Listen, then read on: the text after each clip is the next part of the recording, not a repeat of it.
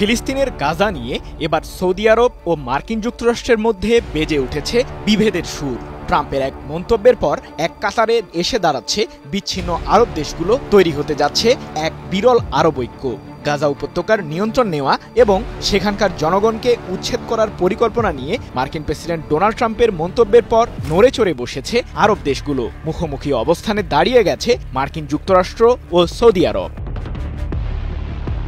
এর অংশ হিসেবে যুক্তরাষ্ট্রের প্রেসিডেন্ট ডোনাল্ড ট্রাম্পের পরিকল্পনার পাল্টা পরিকল্পনা তৈরি করতে কূটনৈতিক তোড়জোড়ও শুরু করেছে সৌদি আরব ও উপসাগরীয় আরব দেশগুলোর নেতারা। এরই মধ্যে এ নিয়ে সৌদি আরবের রাজধানী রিয়াদে বৈঠকের ডাকও দিয়েছেন সৌদি যুবরাজ মোহাম্মদ বিন সালমান। ফিলিস্তিন ইস্যুতে সৌদি আরবের এমন শক্ত অবস্থান এবং এমন বৈঠকের আমন্ত্রণ কয়েক দশকের মধ্যে নেওয়া সবচেয়ে গুরুত্বপূর্ণ সিদ্ধান্ত বলে মন্তব্য করেছেন দেশটির এক কূটনীতি বিশ্লেষক। একই সাথে ট্রাম্পের বিরুদ্ধে গিয়ে ফিলিস্তিনের অবরুদ্ধ গাজা নিয়ে আগামী ৪ মার্চ মিশরের রাজধানী কায়রোতে এক জরুরি বৈঠকেও বসতে যাচ্ছেন আরব নেতারা।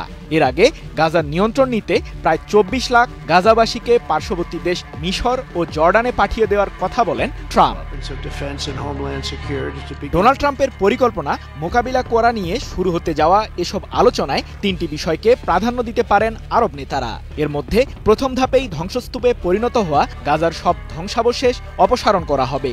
এরপর বাস্তুচ্যুত গাজাবাসীর বসবাসের জন্য অস্থায়ী আবাস এবং শেষ ধাপে গাজাকে পুনর্গঠন করা হবে। তবে গাজার নিয়ন্ত্রণ কার হাতে থাকবে তা নিয়ে কায়রোর ওই বৈঠকে সিদ্ধান্ত নিতে পারেন আরব নেতারা বলে জানা যাচ্ছে।